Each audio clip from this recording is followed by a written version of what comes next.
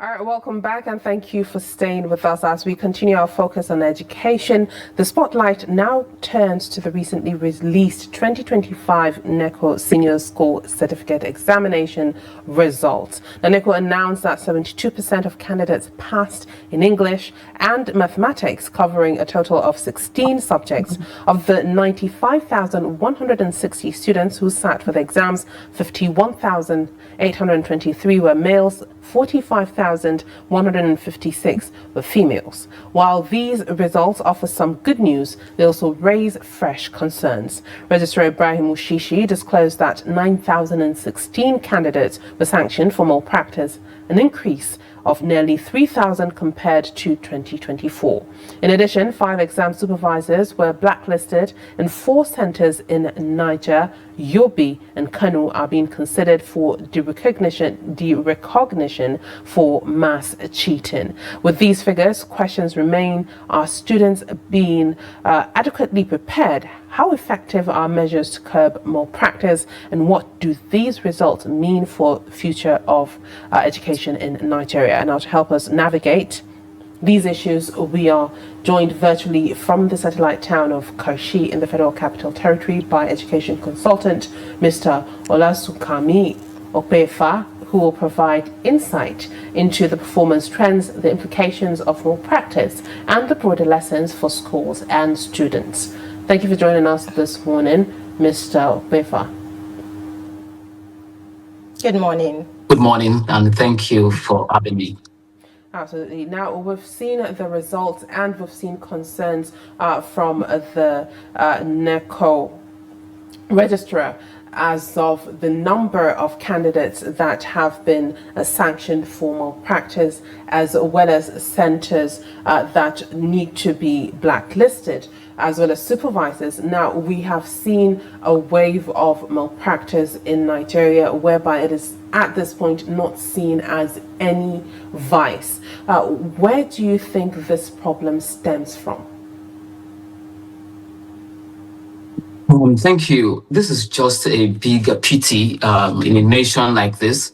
And picking it from where it stemmed from, this started many years ago, where it just carried some funky names in the society. You will call it Expo today, they call it Koronje, they call it whatever names. And then it seemed like something that everybody tend to accept to a very large extent. And quietly, it has now crept into our system now. I mean, it's alarming to hear that close to 20,000 candidates were caught with, I mean, that's those who were actually caught and they were actually want to sanction. Imagine the number of schools and those who were not caught at all. So this actually started from when our society started degrading our values. And then let's take it basically from there, when the value of quality of work, the value of dignity of labor started getting eroded by different forms of shortcuts.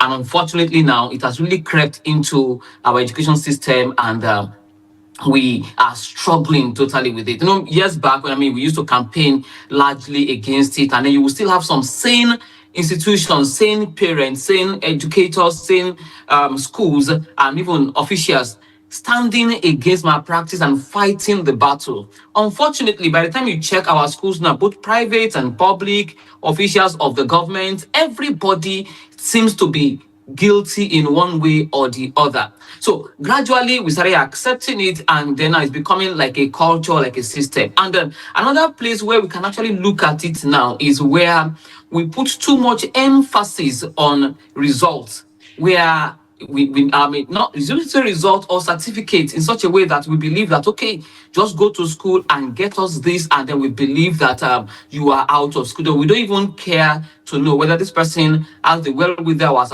performed well. Once we just celebrate the number of A's and B's, now it's kept totally there. And then today now, it's become something that we are struggling with. And finally, is the full incongruence between the curriculum itself and what the syllabus is talking about, or let me say, what the teachers actually teach, the system of teaching and the rest, and then what we have in the examination, where there is no balance in between. We don't have enough teachers to teach the students. We don't have facilities to do a whole lot of our practicals. Let's take practical as an example. Physics practical, chemistry practical. You see that most of these cases now, examination malpractice tends to be something that is allowable when it comes to our practicals, because probably the schools do not have enough apparatus to do this. And then you see the teacher coming in to assist in one way or the other. They call it assistance. So putting all this together, I mean, we can trace it, one, to the fact that it became a culture and we're not careful about it and we accepted it. Parents started taking it as one of the things that they can do to help their children. And gradually, the same people in our system are no longer there to talk about this. Growing up, we used to have street campaign against examination malpractice. Unfortunately, 20,000 pupils, learners or candidates in this. And gradually now, schools are not well equipped to even challenge it. And the teachers now gradually are becoming the champions of examination malpractice. So the origin is just in the society where we have lost our value and then we are embracing insanity in the name of examination malpractice.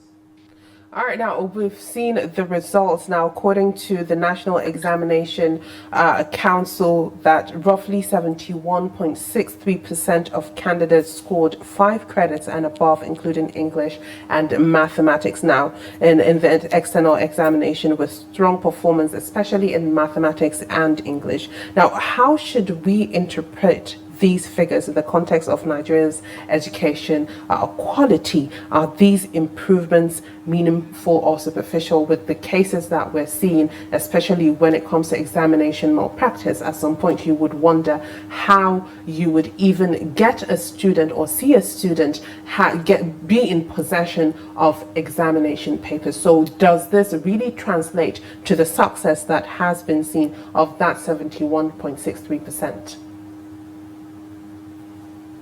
See, thank you. Our examination bodies really have to be responsible and stop blame shifting when it comes to examination malpractice. Fantastic result we can see here now. Over 72% pass in English and mathematics.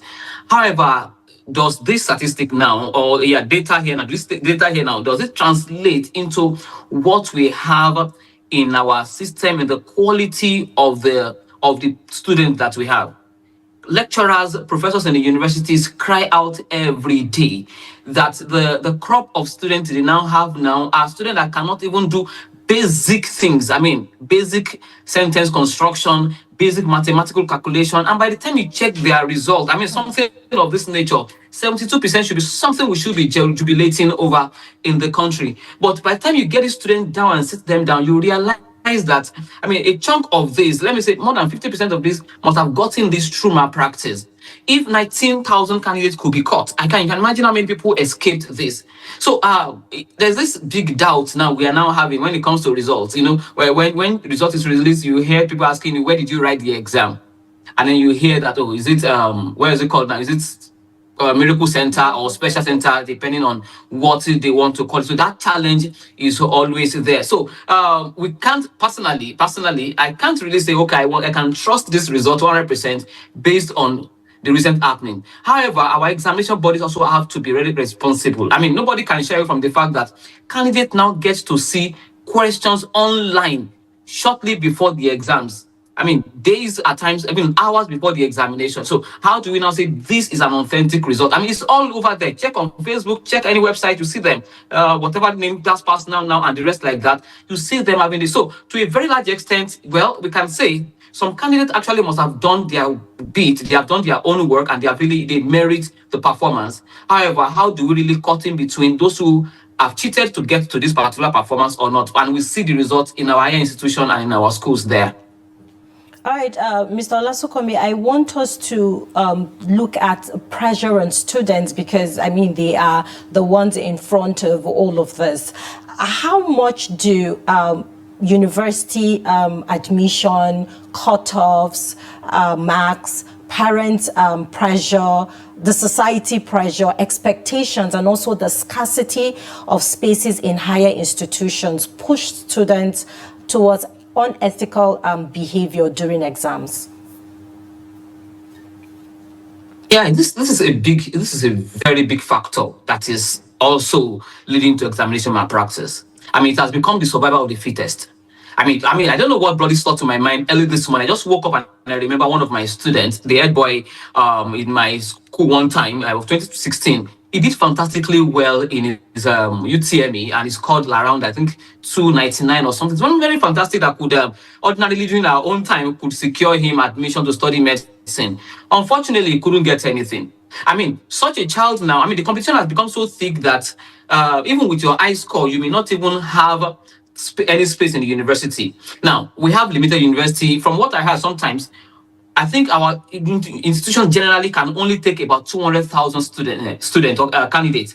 Now, we have close to 2 million writing examination every day. You can imagine how thin the hole is now for students to get access into university to get admission. So, when you see them resulting into malpractice, even the very brilliant of them wanting to have higher scores more than what they have, just so that they can at least get off the cutoff mark, get the benchmark for the admission. You see, it becomes one of the reasons why parents tend to support it, one of the reasons why teachers also compromise, one of the reasons why students also get the pressure on themselves to want to do more. You can imagine you finishing secondary school, not that you are dull, but just because there is no space for you and the competition is so thick. So it's a big factor. And thanks or no thanks to private institutions, private universities that are really coming, they are not enough. There's legislation even against them now that probably you cannot even start up private university currently until certain things are now met.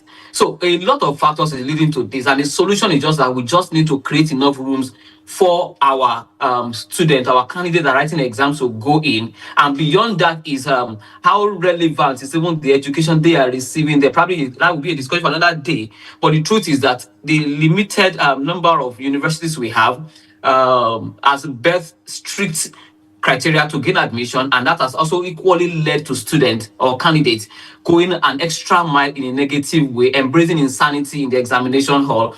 Being desperate to just want to get it by all means, and this does not even save either the brilliant or yet to be brilliant candidates. All right, now these results that have just been out are for the external NECO. Now, there appear to be differences when it comes to results between the internal school-based SSC and the external examinations. What do these differences reveal about the learning environment or preparation quality, we would say, in schools versus private candidates, as well as, the conduct of these examinations? Thank you. So when I saw this, actually, I was a bit alarmed because in those days, permit to say in those days, because I'm just comparing to what it used to be. We used to have internal examination better than external, regardless of the exam body, whether NAPTEP, NECO, or WAEC, from what I have seen. But this particular one is a little bit different, where we have about 10% gap of candidates who have passed both English and mathematics. I think last year, internal NECO was about 62% or so, and external is going to over 70%. So, but however, we need to also look at a lot of other factors here now. One of the factors could be this examination malpractice. Okay, and another factor, it's something very alarming that external is higher than internal anyway. So there are a lot of factors that we can look at it. Quality of education, quality of what our teachers are actually teaching the students is another thing that we just look at. The relationship between the syllabus that the children are exposed to and equally the curriculum, the curriculum they're exposed to and the syllabus that we use in certain examination. But a bit speaking for the external examination could be the experience of the writers. Oftentimes, external examinations tend to accept those who have been in the school and then have come out. That's why it is there. You have repeated this exam. Maybe experience now becomes the best teacher for them, and then they've learned from there and they are out. So factors like examination malpractice may be one of these, because external, they are mature people, they could find their way out of it easily, bribe their way and the rest. Okay, that could be one. Two is that they are mature, they are experienced, they've been to the school before, they are out now, they have learned from their mistakes and they are doing better. And then quality of what we have. A pupil or a learner goes to school for 3 years and then is not exposed to certain basic apparatus in the laboratory, and you said you expect the person to face the exam for the first time. So all these factors may also be there. But ordinarily, I actually expect internal candidate to outperform them, because what do we call it now? Continuous assessment is also added to the result of the internal candidate. External candidates tend to have 100% exam, which makes it a bit difficult for them. However, we can't still take away the factors I mentioned earlier. But I think that this is just a call to our teachers and our education sector that we have to do a whole lot now. I mean, yeah, fantastic. 62% is fine, but nothing says we can't get to 80% clean, not with examination malpractice, because I mean education has become a little bit, I mean, access to information or knowledge is a bit easier now. We have artificial intelligence there, we have AI there, we have technology now that is available everywhere. So I don't think we really have much excuse anymore to outperform this going forward. So when these malpractices happen, how much responsibility should fall on teachers and the school owners? Based on the report that came out, we saw that, some invigilators and some supervisors were blacklisted, and then, some schools were also blacklisted due to, this examination malpractice. What should be the sanctions, so that these menaces will be discouraged totally from the system? Thank you. They have their sanction. Everything is well spelled out by different bodies, and I think there's a central sanction for that. I mean, is either you are blacklisted, you are warned. I mean, your candidate will not write the examination again in that school. You'll be moved to another school. Thankfully, this is external examination. I think the worst that will happen is that space, that center will not be used anymore. It may not affect the internal exam because it's external. I mean, I may not have full information on that, but I think that seems to be the logical thing. But talking about blame now, I mean, everybody should be blamed when it comes to examination malpractice, including the examination bodies, because most of the time they tend to, I mean, throw the blame on the school that they have their own question well packed, and then before that, and then they move it out. However, you need to ask the question, how do candidates get access to your questions before it gets to the center? I mean, that one is everywhere. I remember years back, many years ago, I was to teach my student, and then they enforced me. They just compelled me that I should look at the question, look at the revision in a particular angle, and that was 2018. Yes, 2018. I mean, this was national. So I was supposed to look at it in a particular angle. I felt no, let's look at informal letter instead of formal letter, but they insisted on formal letter. And shortly after that, it was announced nationally that NECO will be cancelling the paper for that moment, and then the question will come later. Now, by the time we saw the question, and we went on and we saw it that the question the student actually enforced me to, or compelled me to take for them, were questions they had seen online. And that the question had not even come to the exam center at that moment. So do you want to blame the exam? Do you want to blame the school for that? No, we want to blame the examination body for that. However, school too also need to stand on a high level of integrity, where they need to say, no, we are not taking this. There are schools in Nigeria here, I will tell you, they have zero tolerance to examination malpractice, and then we need to encourage more schools like that. So basically, schools have their blame, parents tend to have their blame, the examination bodies too have their blame. Everybody just needs to be responsible for this, and then there will be sanity in our examination going forward. All right, Mr. Opeifa, looking at effectiveness of anti-malpractice measures, what specific policies or reforms do you think should be seen through when it comes to, let's say, invigilation standards, digital monitoring, or CBT rollout could realistically reduce malpractice long term, as well as what other barriers to their implementation? Because we can see that to some extent, for example, when it comes to JAM, when it comes to WAEC, that they recently started with CBT examinations. Do you think that that could help in curbing some of the malpractices and see the effectiveness of anti-malpractice measures?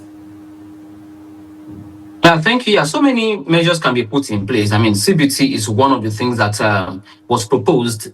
However, looking at the availability of these and the access to it by so many schools, personally, from the day one, I knew that this will not even see the light of the day, because we have so many schools that do not even have access to the stress and the strain of that. But we need to just take examination practice back to the roots, okay? Back to the roots, and let's take it back to home, where we need to restore the value of integrity, where parents will not be the one encouraging, because these students ordinarily do not pay the invigilators, I mean, where we see payment, so we have financial exchange now, they do not pay the invigilators themselves. They do not register their students in the so-called special center or miracle center. Parents actually do this. So we need to return that to that level where value from the family can be fully restored to integrity. Train your child very well. Give all the necessary education, all the availability resources for your child to learn very well. That's one. And then our schools also need to be responsible. If you cannot own a school, especially private schools, if you cannot own a school and stay on integrity and do the right thing, please can you close down your school? Now, going to examination bodies now, exam bodies cannot tell Nigerians that they do not know that this particular center is a miracle center. This is an instance. A school gave you their what do we call it now? Register, that they claim that in SS1 these students were just 100, or let's say less than 100 at admission, and suddenly in SS3 they are becoming 600 because they want to write exam, and you are not questioning where that is coming from. You enter the exam hall, you see it's so full, 2 or 3 halls, and then you as a body, because you want to collect the money, you choose to close your eyes to it. No, you need to ask a lot of questions. Now, there are cases of, say, CAS when it comes to WAEC, okay, they ask you to give the CA performance of SS1, SS2, SS3, and you are not collecting it immediately for you to benchmark it against what they are giving you in SS3. You know all these centers are in nooks and crannies of some of these hinterland and rural areas. You refuse to say that. So if examination body choose to be serious, I'm saying it, examination malpractice will be reduced to the barest minimum. I've seen a case where they planted mole inside exam hall and they caught both invigilators and candidates red-handed in this institution. That was when they were serious, and they can still be more serious now. So forget CBT. This responsibility lies first with the examination bodies. They should check these malpractice centers in the name of special center or miracle centers. Go to the interland, do your responsibility, close your eyes to the money they are going to pay you first, restore sanity, and then you will realize that the money will come in properly. So I think the bulk of the responsibility lies with the exam bodies, then the school, then parents. Do you think there's a gap between what is taught in the classrooms and, what NECO examines? Because based on reports for last year as well, and also this year, you can see that, apart from English and mathematics, some of these subjects were being filled by students. So do you think there is a gap between what the teachers do teach the students in the class and also what the NECO examinations set out for them during these examinations? Yeah, true. I mean, we can't take it away from that factor too. See, the decadence of poor quality of education, poor quality of pedagogy, delivery, content knowledge is increasing every day. So, I mean, won't be surprised that it's a major factor. Yes, and that is the truth. There's a big gap now between what is existing in the curriculum and what we have in our syllabus. When you say syllabus, you're talking about the content that the examination want to test. That is ordinarily should be drawn from the curriculum. But oftentimes when you check, I mean, back then in school, I mean, this is not something that happened just today. I mean, back then in school, I had to go and buy WAEC syllabus to be sure that my teachers were in, and I was surprised that many things were supposed to learn in my second year of senior secondary school. I didn't learn. I had to study them by myself. I mean, you can imagine what is existing now. I've checked student notes and you realize that some of them don't even know what they are supposed to know. Check them out. Maybe you check an necessary student who does not even understand that the word bearing is a mathematical term. They don't even know that national income is economics. I mean, there is a lot of gap, and that's another factor too. We also need to nip in the bud. But who do we blame for that? When, I mean, FCT just resumed strike now. I mean, resumed from strike now. I mean, 2 or 3 weeks is lost now to that one. We go on public holiday. I mean, a whole lot of other factors there. Now, when will the teacher cover the scheme? An average teacher have just about 4 weeks to teach effectively in a term, and yet the syllabus will not change. Nobody will ask whether you have covered it or not. There's a national benchmark everybody must meet. So at the end of the day, the people in the rural area, the learner in the rural area, they don't even have enough teachers to even go around. Imagine a teacher going around to teach about 5 to 6 classes, teaching nothing less than 7 periods in a day. You won't kill him anyway. He can only do his best. I've once entered a class before.